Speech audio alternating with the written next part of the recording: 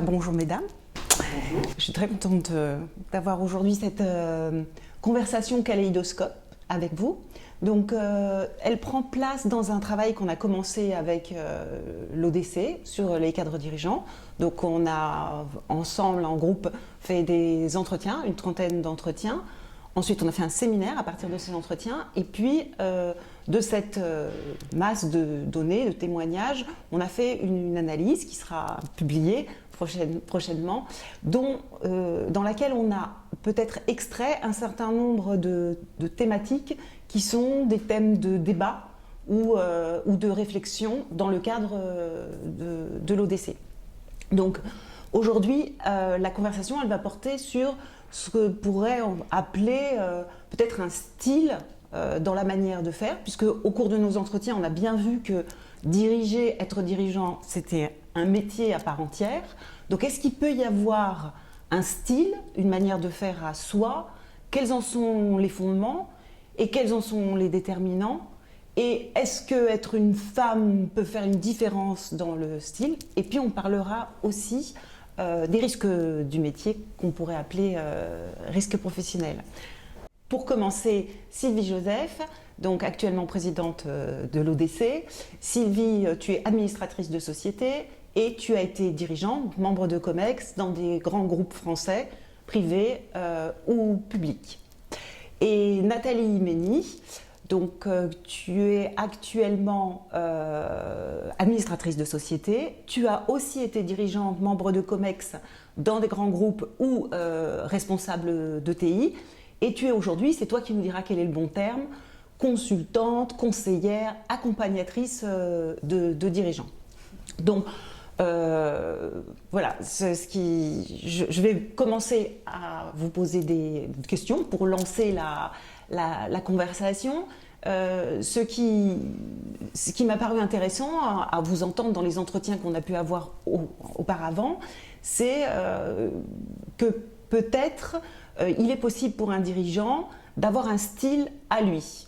Et je voudrais vous poser des questions sur ce qui pourrait faire qu'il a un style à lui et qui n'est pas un style, une projection de ce qu'est diriger. Alors je voudrais vous poser des questions à la fois sur les fondements de ce qui pourrait être une manière de faire. Il me semble que dans les fondements de l'autorité du dirigeant, il y a la responsabilité. Et ma première question, elle va aller à Nathalie. Est-ce que cette responsabilité du dirigeant, elle peut être étendue, dans votre expérience, au-delà de ce qui est la responsabilité des résultats de l'entreprise, à la responsabilité sociale, le fait humain, les relations sociales? Et dans ce cadre, quelle peut être la place du dialogue social et de la conflictualité? Voilà.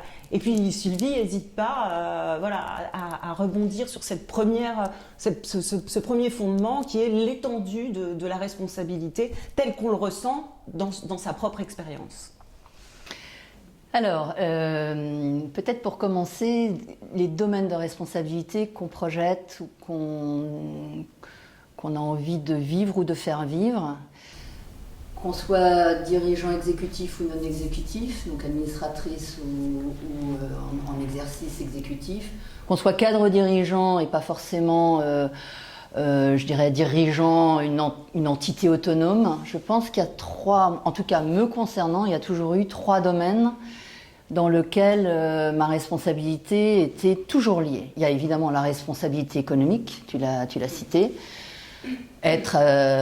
pouvoir remplir mon contrat économique pour la pérennité de l'entité, en fait, hein, c'est le premier domaine. Mais pour moi, il y a deux autres choses qui sont intimement liées. Le domaine de la responsabilité sociale. Qu'est-ce que je mets derrière ça? Je mets prendre soin des gens qui travaillent, alors déjà à l'intérieur de l'entreprise, mais même plus largement, qui sont fédérés dans l'écosystème.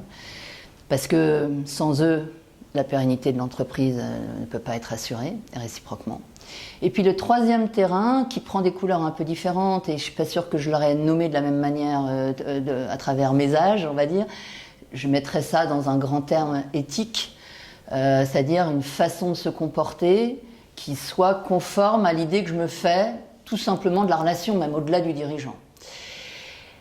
Donc ça, c'est pour poser les choses. Ce que je pense différent dans la manière dans un style de management plus moderne, un peu moins descendant, ce qui fait la différence sur ces trois notions, c'est pas qu'on les a plus ou moins. On peut les avoir de manière plus ou moins incarnée ou plus ou moins selon son expérience, etc. Mais c'est plutôt, comment dirais-je, la manière de les faire émerger, de les interpeller. L'écueil pour moi du dirigeant classique ou un peu cliché autoritaire, c'est d'asséner ça en descendant comme un sachant, comme presque un donneur de leçons. Et là, ça va, pour moi, ça va confire, ça va pas libérer, ça va plutôt, comment dirais-je, encastrer les gens dans la performance économique, voilà. Et donc, ce qui va faire la différence, c'est la manière avec laquelle on va donner ça à voir. Donc, c'est à la fois de l'incarnation, mais c'est aussi une façon de solliciter la réflexion. Et moi, si je reprends 3 exemples pour vous illustrer ce que je veux dire, j'ai été frappée plusieurs fois quand j'ai repris des entreprises après des fusions ou des cessions, etc., de me rendre compte à quel point les salariés n'étaient pas du tout conscients, quel que soit le niveau, que ce soit des cadres du COMEX ou des gens de terrain, n'étaient dans certains cas pas du tout conscients de la réalité économique de la boîte. Et on leur apprenait que la boîte perdait de l'argent, par exemple. Ah bah non, mais on va pas le dire parce que sinon on va les décourager, etc. Moi, je pense au contraire que diriger différemment, c'est diriger en responsabilité. Une responsabilité, ça se partage, ça ne se dégage pas, ça se partage. Et donc, pour pouvoir la partager, il faut pouvoir donner la juste information de la bonne manière pour que chacun puisse s'engager. Voilà ce que j'ai envie de dire. Tu es en train de nous parler du dialogue social. Oui, c'est quelle part peut avoir le dialogue social, quelle place la conflictualité, parce que forcément tu t'exposes à de la conflictualité et les échanges, c'est du dialogue. Sylvie. Alors pour compléter le propos de Nathalie, je pense qu'on ne peut pas opposer capital financier et capital humain, puisque c'est quand même les 2 piliers de l'entreprise. Jusqu'à ce qu'on nous ait prouvé le contraire. Et je rajouterais même aujourd'hui une 3e responsabilité qui est la responsabilité sociétale, transition écologique, parce qu'elle a un impact direct à la fois sur la façon dont les gens vont vivre demain et seront en capacité ou pas de travailler correctement, etc. Et sur évidemment le développement et l'avenir des entreprises. Alors pour parler effectivement, si on dit capital humain, c'est une part très importante et peut-être pour moi la première part de la valeur d'une entreprise. Évidemment, moi je pars du principe, un peu comme l'évoquait d'ailleurs Nathalie dans le fait de jouer collectif, je pars du principe aussi que la conflictualité, elle peut être très saine. Encore faut-il savoir la gérer. Et d'ailleurs, si on caricature un tout petit peu, est-ce que finalement le management, est-ce que c'est l'évitement qu'on voit face aux crises, qu'on voit malheureusement un peu trop souvent, ou est-ce qu'au contraire, est-ce que c'est la capacité à gérer et peut-être même à organiser ce qu'Yves Clos appelle une disputation saine. Et d'ailleurs, il rappelle aussi, de manière très factuelle, que les entreprises qui ont le moins de problématiques de risques psychosociaux sont celles qui savent effectivement gérer le conflit et qui savent même l'organiser de manière évidemment constructive. Donc pour moi, un conflit bien mené, c'est très créatif et ça participe. Alors il ne faut pas être en conflit permanent évidemment, mais ça fait partie de la vie, on n'est jamais totalement d'accord, ça doit être effectivement un jeu collectif et non pas une administration plus descendante, et ça fait partie de la création de valeur de l'entreprise. Alors j'entends faire collectif, plusieurs fois, tu l'as dit Sylvie. Quelle place a pour vous, dans la manière de faire, le collectif, c'est-à-dire le faire ensemble et d'une certaine manière, le partage de l'exercice de cette responsabilité? Nathalie? Oui, alors je vais poursuivre sur ce que dit Sylvie et je vais venir à ta question, mais moi j'aime pas parler de conflit, enfin moi j'aime bien le mot confrontation, c'est-à-dire créer un espace où on peut s'exprimer et confronter des points de vue. Le risque, c'est que certains soient plus à l'aise que d'autres dans cet exercice et que du coup, ça devienne quelque chose de tellement assertif que ça écrase. Que ce soit des partenaires sociaux ou des salariés, et alors encore plus quand il y a l'étiquette de la hiérarchie. Donc, je trouve, là aussi dans les schémas de pensée, de représentation un peu archaïque du leader, moi j'aime beaucoup la chanson d'Anne Sylvestre qui dit « J'aime les gens qui doutent, les gens qui trop écoutent ». Voilà, et sans se dénoncer, donc tout en restant proche de leurs valeurs. Je trouve que ça résume exactement cet espace à créer où, au lieu de voir le leader comme quelqu'un qui sait et qui donne à faire et qui contrôle, je caricature un peu, mais voilà, quelqu'un qui a une vraie idée sur le sens, qui est capable de l'incarner, de le montrer, surtout de le rendre très concret dans tous les métiers, de dire exactement à quelle étape de la montagne on a envie d'aller à tel moment pour que les objectifs concrets, ce que j'appelle l'ambition, le premier ça va être un peu la raison d'être, le deuxième ça va être l'ambition, soit clair pour tout le monde, on m'attend où, à quel moment et en faisant quoi, et le tout avec des règles de vie, et la plupart étant pas écrites, formelles ou informelles, des règles de vie qui font collectif, où les gens se sentent dans un univers cohérent avec leur propre façon de faire. Voilà, donc ce triptyque de l'utilité d'une boîte, se rappeler pourquoi on travaille dans cette boîte, c'est pas pour devenir le leader de quelque chose. Pourquoi on veut devenir le leader de quelque chose? C'est quel bien on a envie de faire. Avec quelle mission et quelle ambition, quel jalon temporel on se fixe. Voilà, l'année prochaine, dans 2 ans, dans 3 ans, on a envie d'avoir réalisé quoi ensemble et surtout de quelle manière. Donc c'est un peu le triptyque sur l'éthique et la manière de faire.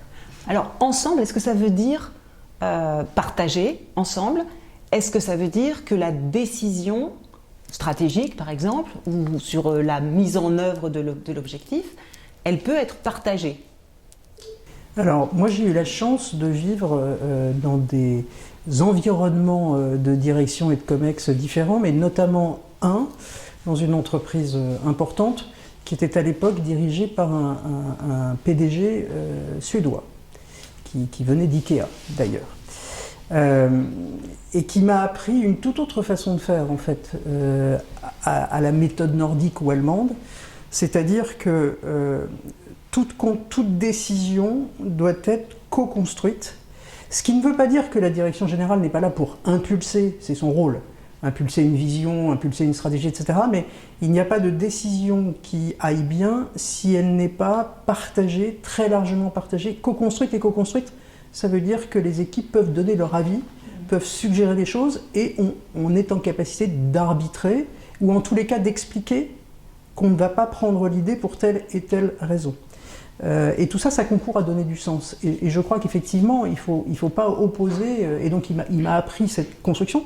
D'ailleurs, au début, je lui disais, mais on va perdre énormément de temps. Il me disait, mais non. Ce temps-là, qui peut être très long, au début, ce temps-là qui peut être très long, donc qu'on peut concevoir comme une perte, en fait, on le regagne, et c'est vrai, énormément à la mise en œuvre, parce qu'une fois que la décision est prise, elle est acceptée par une très large majorité, voire par tout le monde.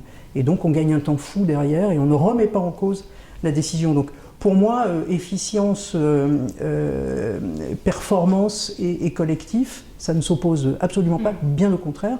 Et c'est bien le collectif qui doit nourrir cette efficience et cette exigence. Ce que j'entends aussi, c'est que ce partage de la décision ou ce dialogue, il commence, il s'étend pas seulement aux représentants du personnel, c'est pas seulement ce dialogue social.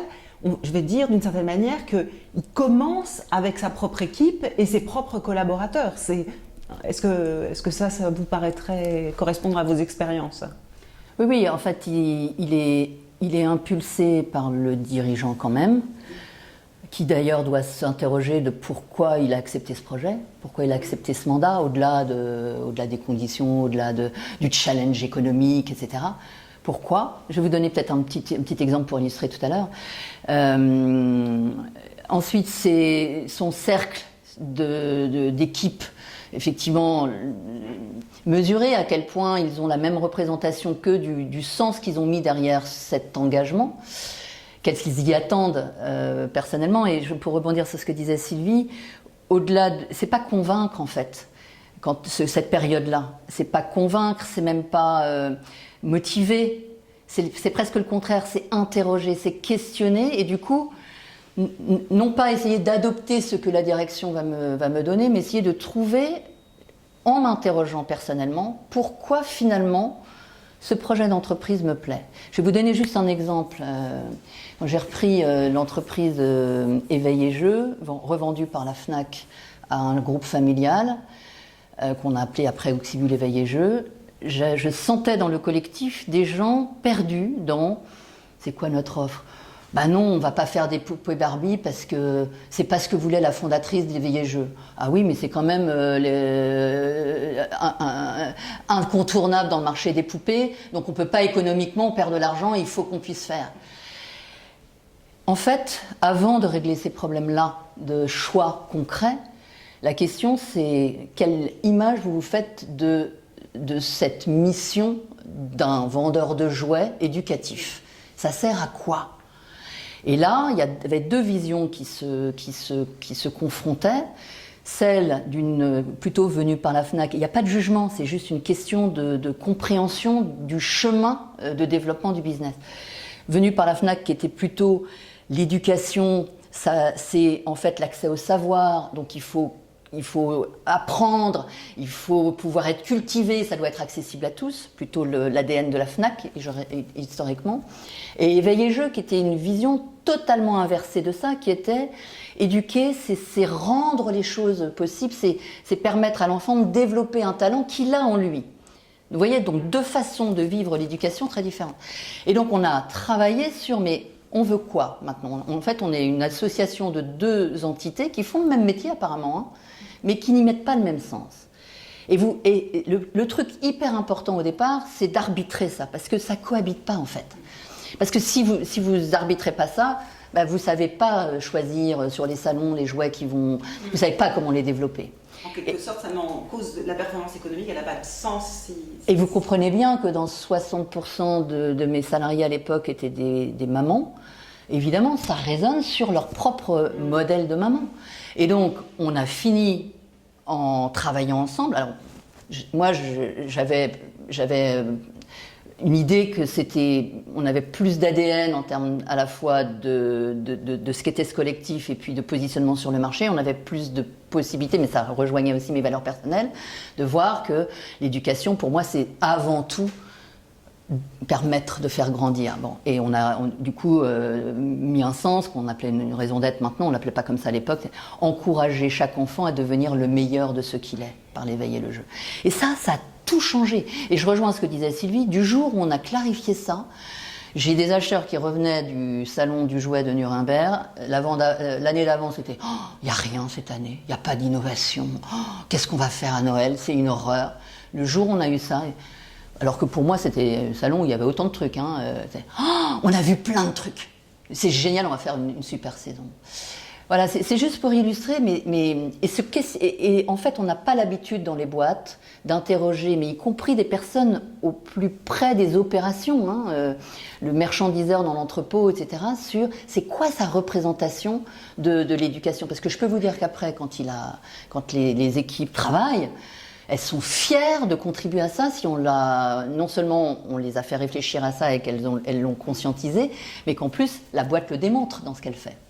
Et si on voulait être logique jusqu'au bout, je pense qu'il faudrait qu'on revoie dans les entreprises nos façons de rémunérer les collectifs, les parties variables, qui sont souvent malheureusement très individualisées, et la partie collective est un espèce de collectif d'entreprise sur la performance financière de l'entreprise au sens large, qui ne concerne finalement pas tout le monde, parce qu'on n'a pas la main, la plupart n'ont pas la main dessus, alors qu'on devrait beaucoup plus rémunérer collectivement en variable les collectifs de travail qui ont quelque chose à faire dans ce sens général, mais qui peuvent maîtriser effectivement leur petit destin à leur échelle. Voilà. Alors j'attrape quelque chose dans ce que tu viens de dire et dans ce que vient de dire Nathalie. D'une part, j'entends que la manière dont on est soi-même, ça correspondait à ma manière de voir les choses, tu dis, et de ton côté, peut-être les limites à la capacité de faire, m'interroge sur les déterminants de cette manière de faire personnelle que vous décrivez, où vous avez dessiné quelque chose qui est à vous, qui est votre méthode. Il me semble qu'il y a un certain nombre de déterminants qui vont rendre possible ou non l'émergence de cette manière de faire personnelle. Alors j'en vois 3, et puis je ne sais pas, on va peut-être commencer par Nathalie. Le premier déterminant pour moi, c'est l'autonomie. C'est-à-dire que est-ce que le dirigeant, il a l'autonomie nécessaire pour pouvoir déployer ce que vous avez décrit là, c'est-à-dire la volonté d'avoir un dialogue professionnel, de partager le sens, voilà, d'étendre le travail au collectif. Donc déjà, Nathalie, est-ce que dans ton expérience, tu as eu une capacité à agir, comme on dit pour examiner le travail, c'est-à-dire à choisir ce que tu faisais, à décider du contenu de ton travail et surtout du comment. Parce qu'on a une représentation quand même sur les grands groupes en particulier, où les objectifs arrivent un peu tout près, donc tu ne les choisis pas, et même la manière de les atteindre peut être prescrite. Donc est-ce que tu as connu cette autonomie ? Pour moi, on ne peut pas être dirigeant si on n'a pas ces deux choses-là. Sinon, on est exécutant, c'est pas pareil. Et je dirais même qu'au-delà du dirigeant, même un collaborateur doit pouvoir avoir aussi cette marge de manœuvre là-dedans. Je pousse le sujet jusqu'au bout. Donc,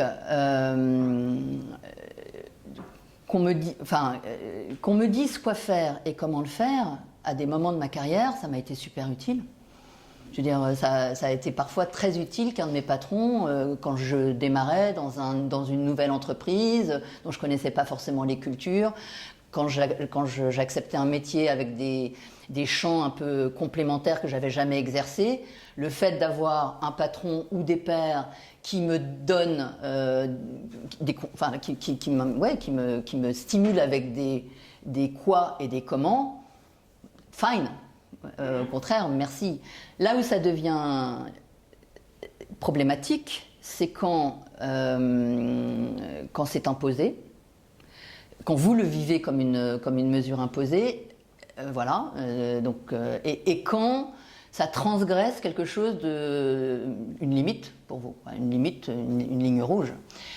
Et là, pour moi, il n'y a pas 50 façons de faire. Hein. Alors, ce qui est compliqué dans ces situations, c'est que c'est rarement un grand soir, cette limite. C'est souvent une somme de petits désalignements.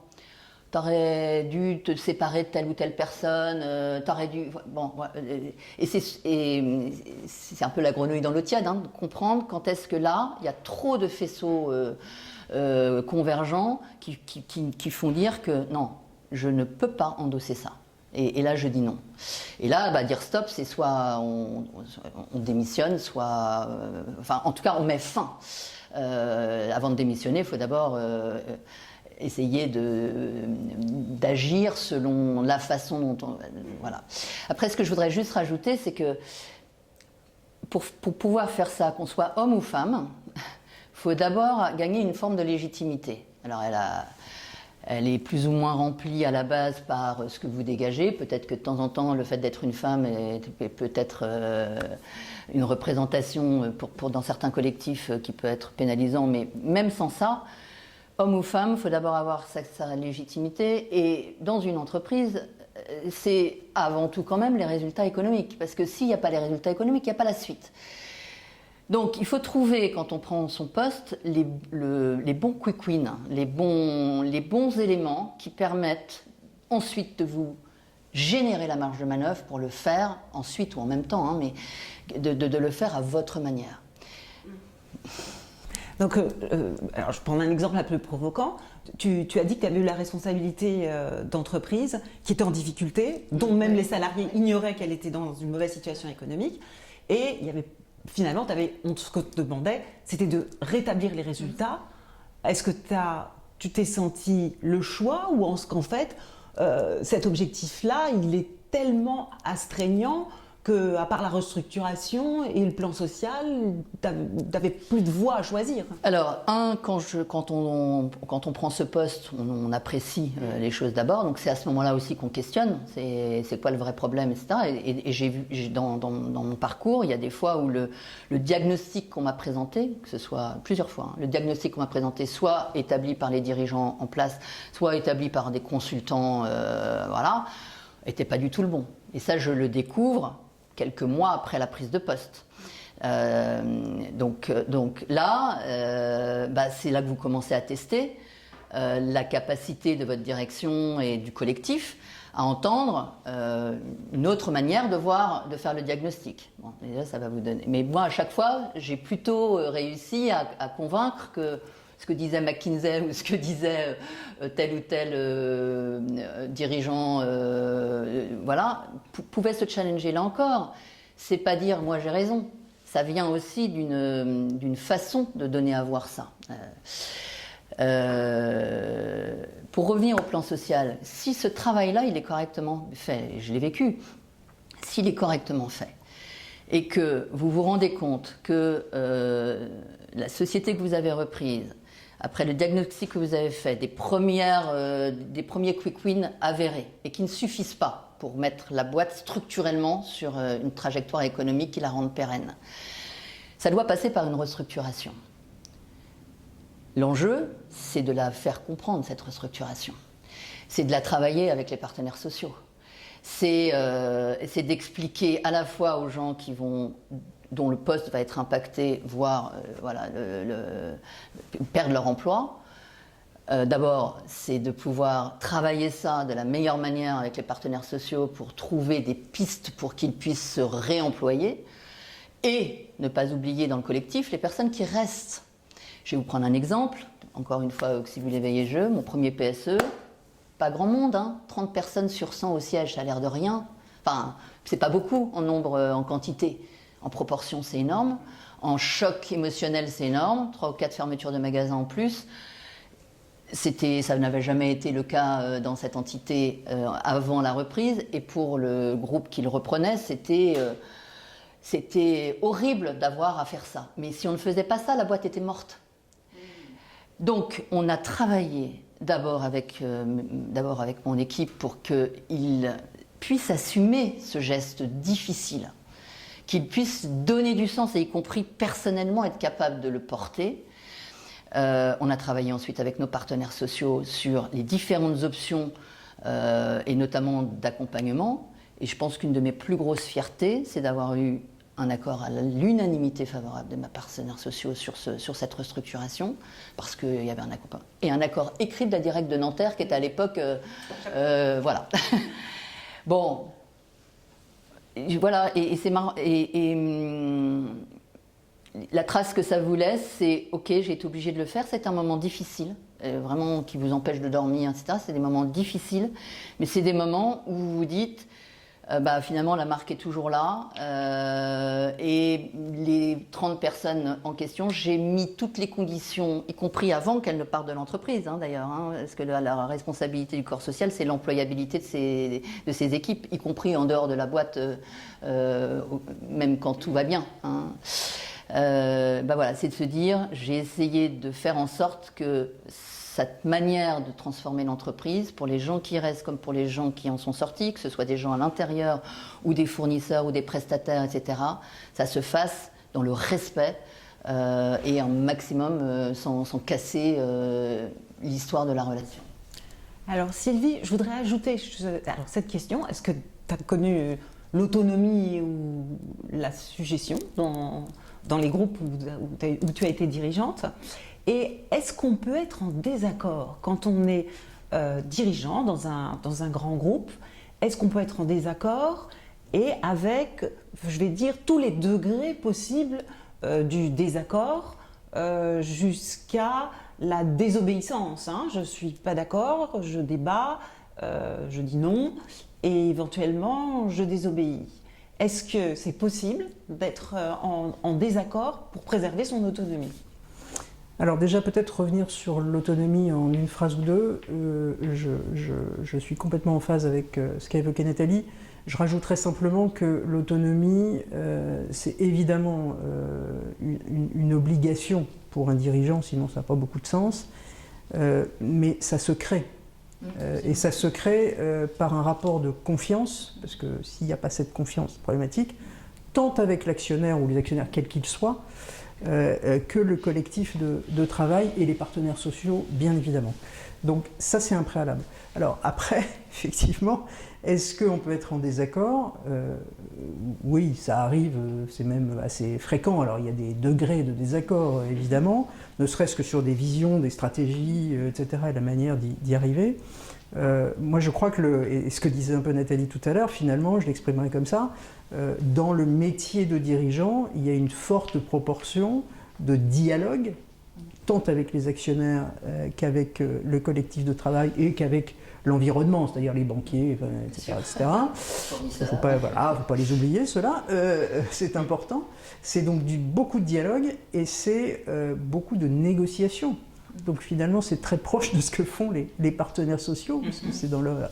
Finalement, on n'est pas très loin. C'est pour ça que j'y reviendrai d'ailleurs tout à l'heure peut-être sur le fait d'être les deux à la fois. Mais pour répondre à la problématique du désaccord jusqu'à la désobéissance, alors honnêtement, évidemment on peut être en désaccord, évidemment il faut le dire, évidemment il faut expliquer pourquoi, surtout avec ses actionnaires, avec son collectif aussi, mais c'est souvent avec les actionnaires que ça pose débat, ou les dirigeants de holding, enfin bref. Donc après, il faut être effectivement dans la conviction et l'influence pour essayer de faire comprendre que ce que l'on porte, et surtout si on a le collectif derrière, c'est plutôt la voie à suivre. Maintenant, quand on est en profond désaccord, désobéir, c'est compliqué. Franchement, c'est compliqué parce que d'abord, vous avez des risques juridiques, quand même, il ne faut pas l'oublier. Et puis, vous mettez tout le monde en porte-à-faux, y compris votre collectif de travail. Et moi, je ne suggérerais pas d'aller jusqu'à la désobéissance, l'expression du profond désaccord, et à un moment donné, il faut trouver une solution. Donc là, soit on est en capacité, peut-être faut-il le faire bien plus tôt d'ailleurs, d'avoir des recours à des techniques comme du coaching ou comme de la médiation, qu'on n'utilise absolument pas ou très peu en France, et je pense que c'est... ou trop tard. Et donc on est dans le conflit effectivement ouvert et la violence, alors qu'on pourrait apaiser beaucoup plus les choses avec ces techniques-là, et les dirigeants y ont très peu recours et sont en général pas du tout formés. Donc moi, si j'ai une recommandation à faire, c'est formez-vous à la médiation et au coaching, franchement, et ayez recours avec des professionnels, ayez recours à ces techniques parce que ça désamorce beaucoup de choses. Mais donc pour revenir à la désobéissance, non. Et moi j'ai été confronté 2 fois, alors plutôt pour des sujets de valeurs, mais de désaccords stratégiques dans le deuxième, enfin dans les 2 cas d'ailleurs aussi. Dans le premier cas, j'ai choisi de partir. Dans le deuxième cas, j'ai pas eu le temps de choisir. On m'a fait partir, mais ça m'a soulagé. Enfin, je veux dire, quelque part, de toute façon, il y avait plus de... On était au bout de l'histoire. Voilà. Alors, quelle est la place dans cette autonomie qui se construit, si j'ai bien compris, qui se défend, qui se travaille? Quelle est la place est-ce que vous avez une méthode, des principes, des valeurs? Qu'est-ce qui compte pour soutenir votre style à vous et persister dans votre propre style? De toute façon, on est ce qu'on est. Et on est le produit d'où on vient, franchement. La formation a d'ailleurs un rôle là-dedans, mais pas que. on arrive à des responsabilités. Alors souvent d'ailleurs on ne le choisit pas forcément. Moi je suis arrivé à des responsabilités dirigeantes dans un moment pas du tout choisi, très jeune et dans des conditions dramatiques, puisque ça faisait suite à un décès, bref, du dirigeant en question. Vous êtes dans le bain et vous apprenez en marchant, hein, objectivement, parce que quoi qu'on dise, on apprend beaucoup de choses dans les écoles de management, mais probablement pas à manager. Donc le management, ça s'acquiert, parce que c'est pas inné, ça s'acquiert, même si vous pouvez avoir quelques qualités, ça s'acquiert sur le tas. Encore faut-il effectivement être formé au dialogue, au questionnement, comme le disait très justement Nathalie, à la négociation, etc. Et ça pour le coup, les écoles forment à ça. Et puis à l'analyse, et à la structuration de sa pensée, à la communication, enfin bref, voilà. Donc effectivement, on est ce qu'on est et on fait avec ce qu'on est. Maintenant, moi j'insisterai sur un point qui m'a énormément servi, c'est que, et qu'on n'apprend pas non plus dans les écoles de management, c'est la connaissance de soi. Et honnêtement, la meilleure chose que j'ai faite, c'est une formation managériale dans le groupe qui s'appelait PPR à l'époque, qui s'appelle Kering maintenant, qui était obligatoire pour tous les dirigeants, qui durait 5 jours, qui était remarquablement faite, et une partie importante du temps était sur la connaissance de soi, et y compris avec des méthodes ensuite dans le quotidien, dont des 360, etc., qui m'ont beaucoup appris sur moi, donc forcément dans ma relation aux autres, et beaucoup fait progresser. Nathalie, est-ce que c'est parce que tu pratiques cet apprentissage de la réflexivité, est-ce que c'est pas une base, un fondamental du dirigeant? Oui, je pense qu'on apprend en marchant, comme dit Sylvie. Si j'essaye de regarder les erreurs et où est-ce que j'étais bien, où est-ce que j'étais mal, je trouve que je le représenterais comme une balance entre une forte assertivité contagieuse qui se nourrit de l'analyse, de ce qu'on sait déjà, voilà, et un fort doute qui permet du coup de questionner, d'aller chercher l'autre et de co-construire en fait. Ça s'exerce. Oui, mais jamais, je n'ai jamais pris une fonction en me disant tiens, il faut que je règle bien la balance. J'ai fait, je dirais, de manière un peu empirique, mais force est de constater que l'écueil au début, c'est souvent de montrer beaucoup l'assertivité, montrer qu'on est capable, et du coup, on se coupe de l'apport d'autres, voilà. Ou de montrer, parce que vraiment on doute, là c'est la merde, il y a le Covid, il y a une crise qu'on n'avait pas du tout pu voir, et là on montre trop de fragilité, on va aussi déstabiliser les équipes. Donc c'est trouver cette balance, savoir l'exercer dans les bonnes instances, dans l'informel et dans le formel, peut-être de le doser de manière un peu différente selon les personnes, parce qu'il y en a qui sont beaucoup plus... Voilà, donc moi c'est ça mon outil. Est-ce que cet exercice-là, est-ce que ça suppose pas qu'on le travaille avec un tiers, que de temps en temps, on se pose, on pourrait appeler ça de la formation continue, du coaching, de l'accompagnement, pour regarder comment est-ce que je pédale, comment est-ce que je dirige, comment est-ce que j'exerce mon métier. Alors, je voulais juste pas paraphraser ce que disait Sylvie, je suis 100% d'accord. Je trouve que les outils... D'abord, il faut comprendre qui on est et comment on fonctionne. Du coup, qu'est-ce qu'on dégage, comment on est perçu, et de voir les écarts entre l'intention qu'on donne et la façon dont c'est perçu. Déjà, si on a déjà une petite connaissance de ça, et ça, effectivement, les coachs vont aider, etc. Moi, il se trouve que je pense que j'ai une école qui m'a beaucoup aidée en parallèle de mes fonctions professionnelles. Pareil, toi tu parlais d'une épreuve de la vie quand tu t'es retrouvée dirigeante. Moi, il se trouve qu'assez tôt, j'ai été impliquée dans une association de patients bénévoles pour des raisons aussi personnelles touchant ma famille et ma fille en particulier. Devenir présidente d'une association de patients de malades, vous êtes en permanence confronté à cet équilibre entre le sachant qu'est le médecin et le malade qui doit, comment dirais-je, surmonter le côté, qui doit devenir acteur de son parcours de soins. Parce que s'il reste juste assujetti à son traitement et à ce que demande le médecin, au-delà de son espérance de vie, sa qualité de vie ne sera pas la même. Donc l'enjeu, c'est de le rendre acteur. Donc je pense que, et là encore, je post-rationalise, mais je pense que cette expérience aux côtés des malades pour qu'ils trouvent cette posture, y compris dans des moments, voilà, donc ça oblige à prendre du recul, hein, à faire le tri sur ce qu'on veut faire du reste de sa vie, etc. Peut-être d'avoir ça au cœur finalement de mes activités quotidiennes m'a donné une forme de style peut-être un peu différent et cette balance-là de manière assez prégnante dans ma façon de diriger. Alors j'entends l'importance des principes, des valeurs. Sylvie, est-ce qu'on peut avoir des engagements, voire des engagements syndicaux, tout en étant dirigeant? Et comment on les fait vivre ou survivre au moins?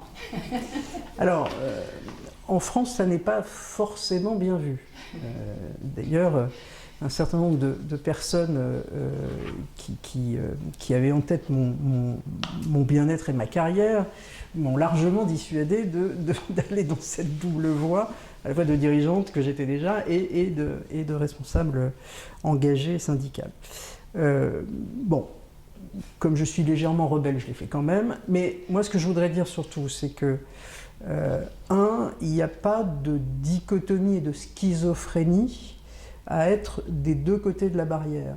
Parce que comme le disait très justement Nathalie, et ce qu'on ne fait peut-être pas suffisamment en France, c'est que le collectif doit être pleinement impliqué dans le fonctionnement économique de l'entreprise. Parce que très honnêtement, et il n'y a pas de problématique, de conflit là-dessus, et le plus largement possible d'ailleurs le collectif, hein, pas juste réservé aux partenaires sociaux. Pourquoi? Parce que s'il n'y a pas de création de valeur, il n'y a pas de pérennité de l'entreprise, et s'il n'y a pas de pérennité de l'entreprise, il n'y a pas de rémunération, il n'y a pas de partage de la valeur, et donc voilà. Et donc ça finit par être très problématique pour tout le monde.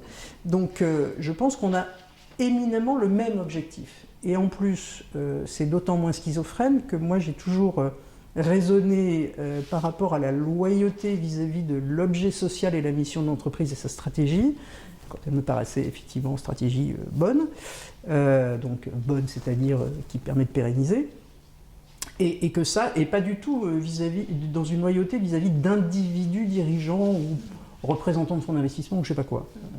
Donc, et j'ai dû l'expliquer à certains. J'ai dû l'expliquer que c'était pas leur personne à laquelle j'étais loyal, mais bien à l'objet social et au destin du collectif. Et auquel cas, j'avais donc exactement les mêmes ambitions et visions. Donc il n'y a pas de sujet. Et je terminerai par dire que si nous avions un peu plus de cadres au sens large et de dirigeants, pourquoi pas, impliqués dans une logique de construction syndicale, je pense que notre dialogue social en France se porterait beaucoup mieux. D'ailleurs, pour rebondir, plusieurs fois, moi j'ai constaté dans les entreprises que j'ai dirigées que mes élus étaient peu formés à préparer une restructuration, peu formés à apprécier en fait les éléments de la stratégie, non pas pour les remettre en question, mais pour les apprécier. Enfin, et du coup, moi je les ai invités à la fois à se former, voire même à se faire aider, parce que c'est beaucoup plus facile de construire avec des partenaires sociaux qui ont un minimum de connaissances et de compréhension. Sinon, c'est une représentation seulement. Mais la vraie question, là, tu touches du doigt, et en plus tu parles d'une ETI, la vraie question aussi, c'est la capacité aujourd'hui, qui n'existe pas, hein, pour des raisons ne serait-ce que numériques de capital humain des syndicats, mais d'aller beaucoup plus profondément dans le tissu des ETI-PME. Le syndicalisme est aujourd'hui, de représentation, est plutôt un sujet de grands groupes et de public. Et ça pose une vraie question, hein, justement de ces limites-là. Et alors, cet engagement, donc qu'on entend bien, et on entend qu'il infuse ta manière d'être comme dirigeante, est-ce qu'il a pu te conduire à des conflits de valeurs?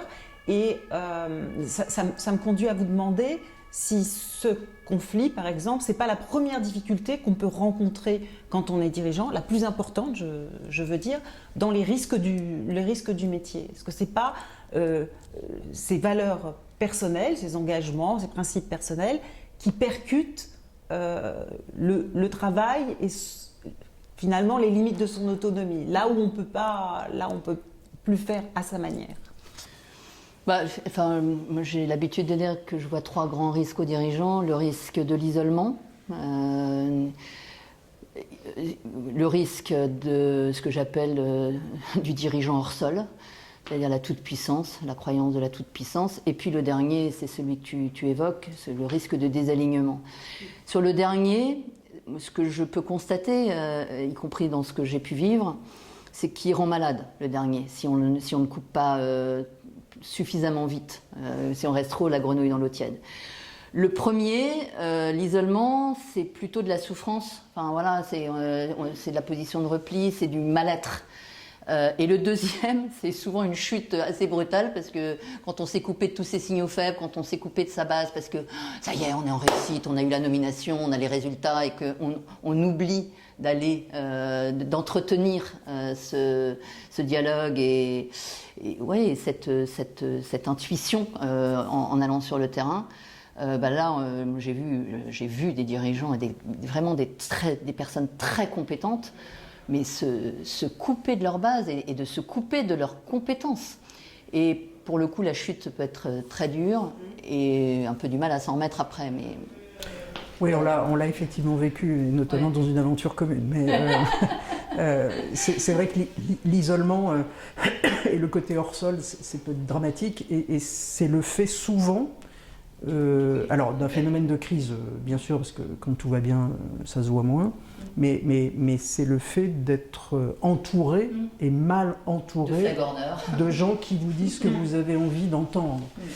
Et ça, c'est terrible pour un dirigeant. C'est absolument terrible. C'est pour ça qu'il ne faut jamais se couper de sa base et jamais se couper de ses responsables. C'est l'isolement volontaire. Voilà. Et de ses réseaux hors de la boîte. Et de ses réseaux hors de la boîte et de ses réseaux de partenaires sociaux.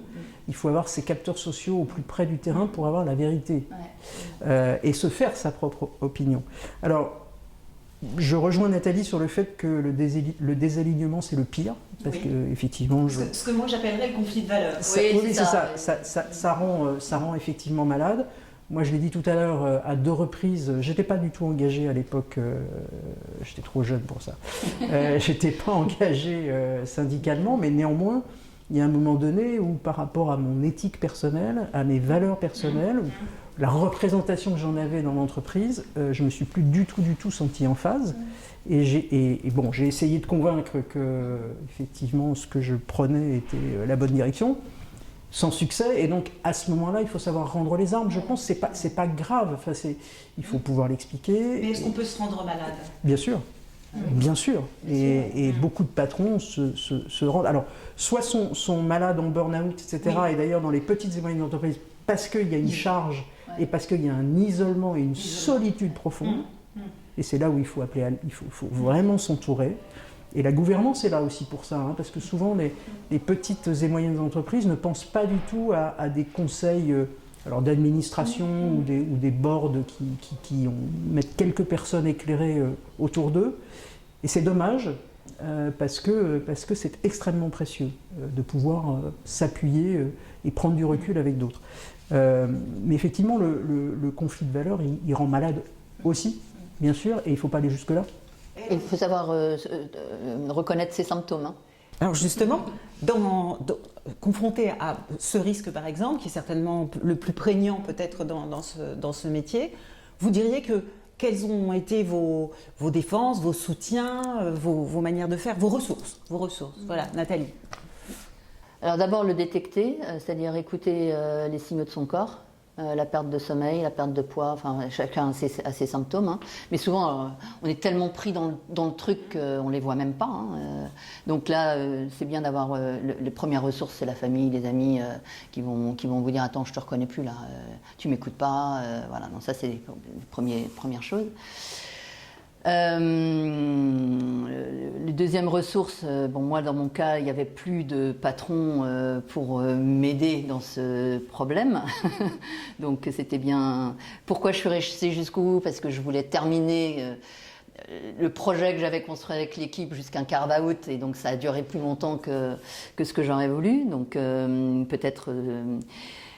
Et après, moi, mes ressources, elles sont énormément dans l'équilibre. Si vous voulez retrouver un minimum de clairvoyance, commencer déjà par le bien-être physique, savoir se reconnecter, pour moi, c'est le sport, la nature et l'art. Hein. Donc, quand vous commencez à vous dire j'ai plus le temps d'aller au théâtre, j'ai plus le temps de, waouh, c'est que tu ne prends pas le temps, c'est pas pareil. Donc voilà. Et après les ressources, j'aurais rêvé à ce moment-là d'avoir effectivement peut-être un réseau plus structuré, à la fois de médiateurs ou de coachs. Bon, médiateur, je pense que c'était, dans ce cas présent, c'était too late, mais de coach, oui, probablement. D'avocat, à un moment donné aussi, ça peut être utile. Voilà, et puis de père dirigeant, pour le coup, père PAI et PAIR, parce que tout le monde est forcément confronté plus ou moins profondément à ce type de situation, donc l'expérience est utile. Ce que tu es en train de me dire, c'est que la difficulté professionnelle, elle peut venir de la situation de l'entreprise, et elle peut venir voilà, de ton isolement, etc., de la manière de faire. Elle peut aussi venir des relations que tu as avec ce qui constitue ton cadre hiérarchique. Je parle un peu comme une fonctionnaire, mais elle peut venir d'une pression qu'on exerce sur toi et qui te contraint. Tu parlais d'avocat, on prend un avocat dans une situation conflictuelle. Parce que ça éclaire exactement ce qu'on a dit tout à l'heure, c'est-à-dire quand on n'a plus ni la marge de manœuvre, on n'arrive plus à avoir cette marge de manœuvre sur le quoi et le comment, et qu'on commence c'est ça qu'on appelle la pression en fait, à vous demander des choses qui sortent. À payer finalement les salaires 3 jours plus tard parce qu'il faut de la trésor, à ne plus payer les fournisseurs aux échéances de contrat parce qu'il faut de la trésor. Enfin, voilà, des petites choses au début. Bon, vous dites, allez, on va le faire une fois, on va expliquer, puis on va revenir, puis que vous vous rendez compte que ça devient systémique. Là, vous vous rendez compte que vous commencez à devenir un otage ou un alibi d'un système. Là, voilà, et vous devenez objet et non plus sujet. Et c'est là que moi, ça a été terminé. Donc là, il y a une limite. Voilà. Sylvie. Alors moi, j'ai, en termes de ressources, évidemment, la famille proche, en général le conjoint, moi, ça m'a beaucoup aidé.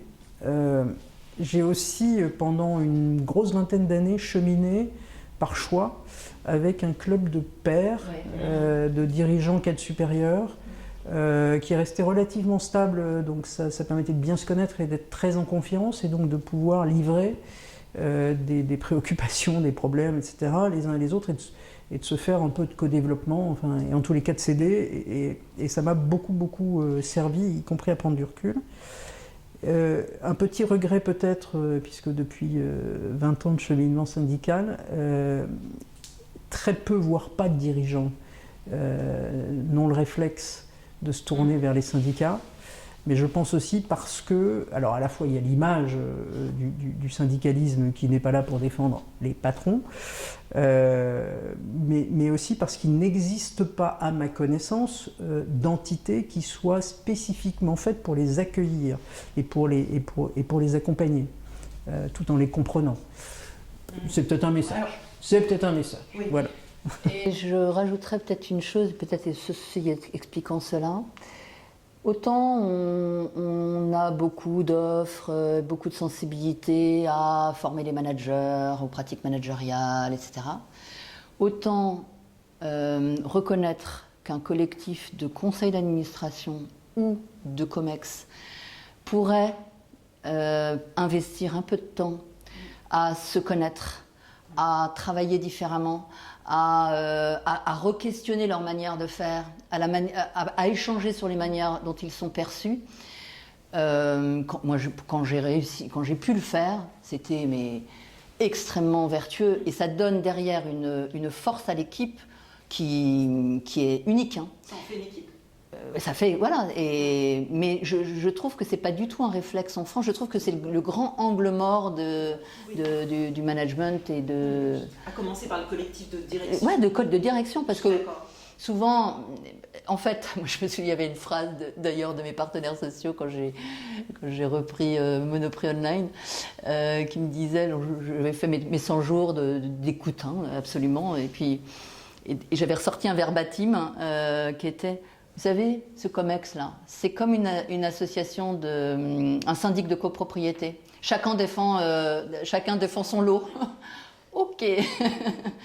Ben voilà, et malheureusement, on rencontre ça beaucoup plus fréquemment finalement dans les COMEX, CODIR et conseils, pour des raisons différentes, que dans les équipes en dessous. Et si ça existe là, forcément, ça le reproduit plus tard dans les équipes. Alors, je ne suis pas tout à fait d'accord avec toi sur cette question de est-ce qu'il y a des syndicats qui sont dans la capacité d'accueillir des difficultés professionnelles propres aux dirigeants, puisque j'ai moi-même été permanente dans un syndicat de cadres dirigeants de la fonction publique hospitalière.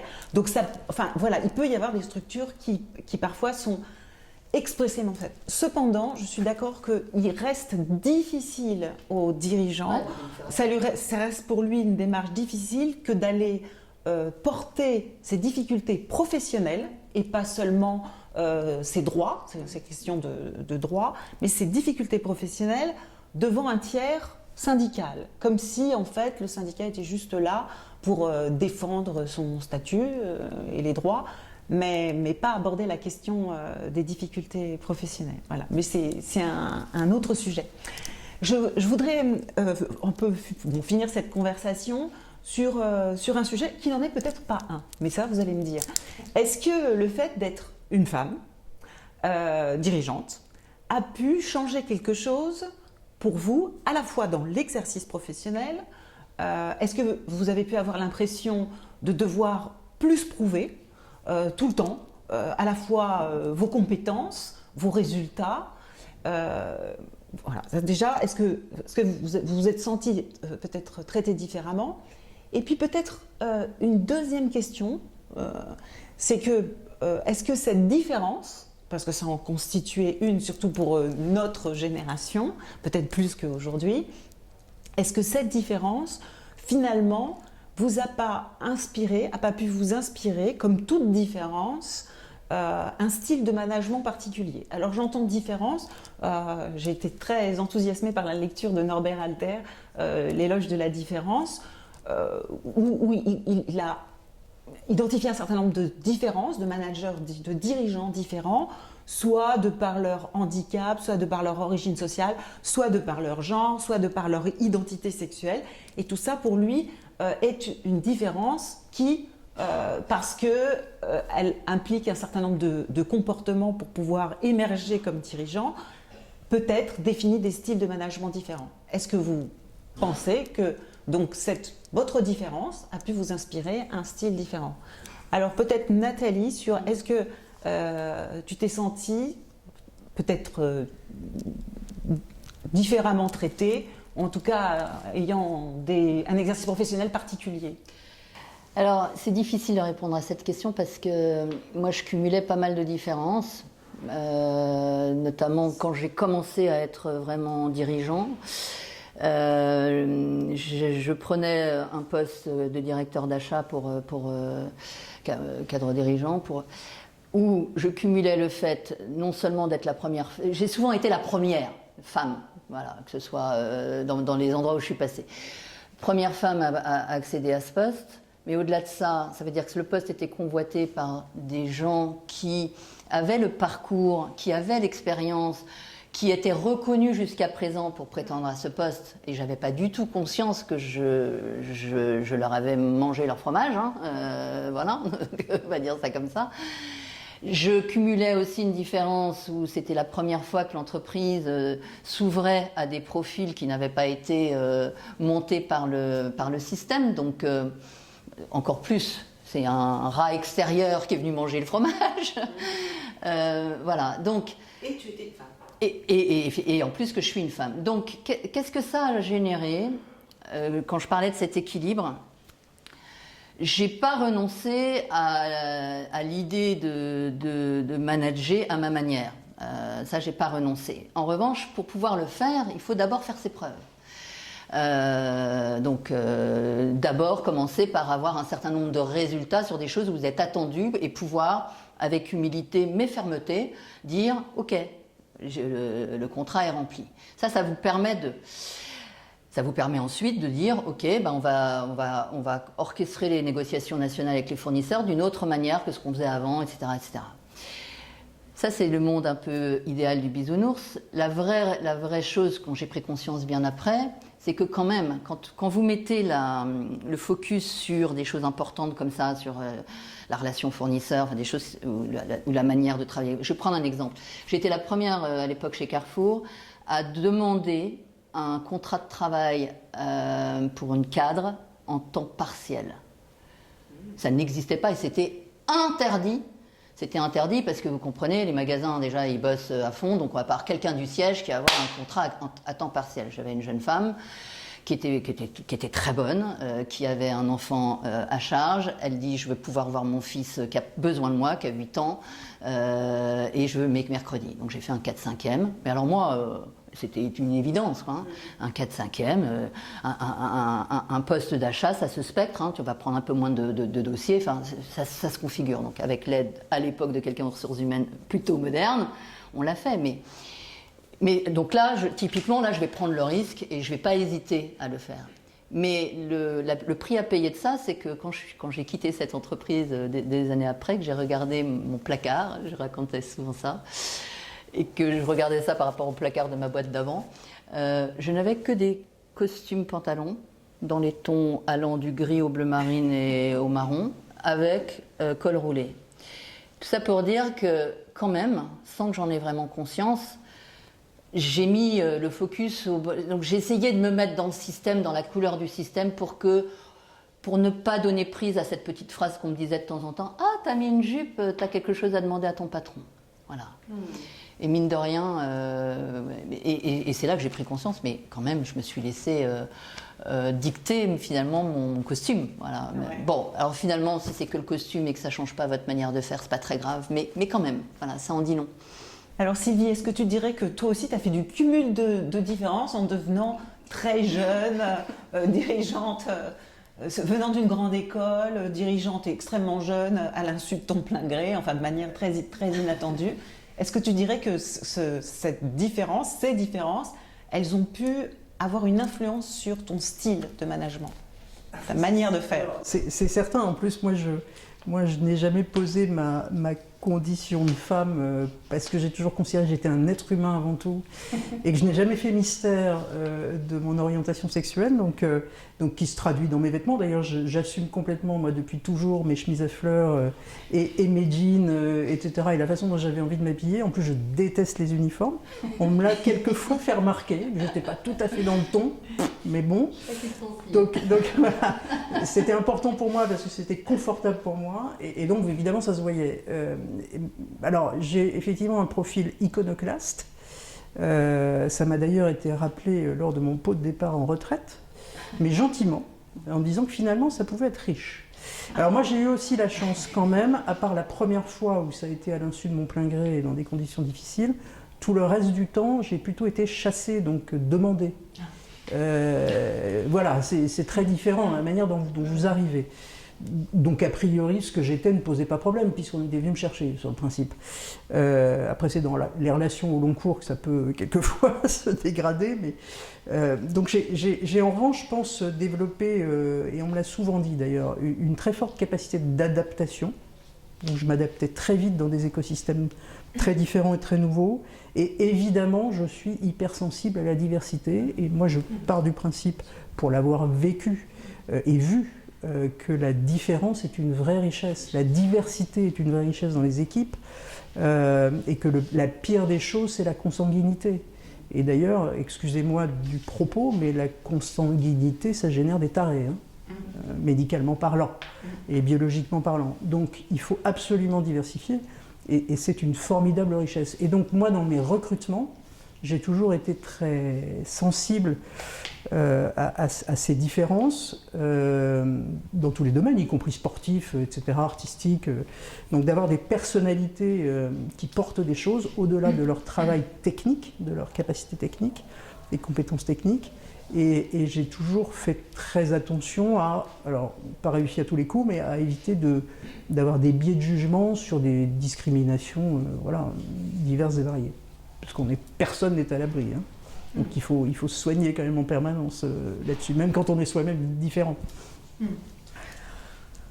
Merci. Je suis très contente parce que je pense que cette conversation, elle donne à voir que dirigeant, c'est un métier. Voilà, je suis prête à le soutenir. C'est un travail, en tout cas, et que les dirigeants sont donc des personnes au travail avec des fondements, des valeurs. Ils sont exposés à des risques et, comme on vient d'en discuter largement, peuvent avoir un style de métier, une manière de faire, des tours de métier qui ne sont qu'à eux, comme dans un métier de menuisier par exemple. Et voilà, qu'ils ont cette marge, cette capacité à agir qui fait qu'ils peuvent avoir un style qui est à eux et qui n'est pas juste la projection d'idéologie managériale. Voilà, un mot pour finir. Je pense que nous sommes des femmes et des hommes comme les autres, finalement, avec un champ de responsabilité à un moment donné important, mais on reste des êtres humains, hein, avant tout, avec des émotions. Pouvoir agir en étant soi-même, ça suppose de savoir qui on est, ça suppose d'avoir la lucidité de ça, et du coup, de savoir s'entourer de gens qui sont justement différents de vous et complémentaires. Et c'est la performance d'un collectif et d'une entreprise, elle va être vraiment dans cette capacité à faire ça. Voilà. Merci. Merci. Merci.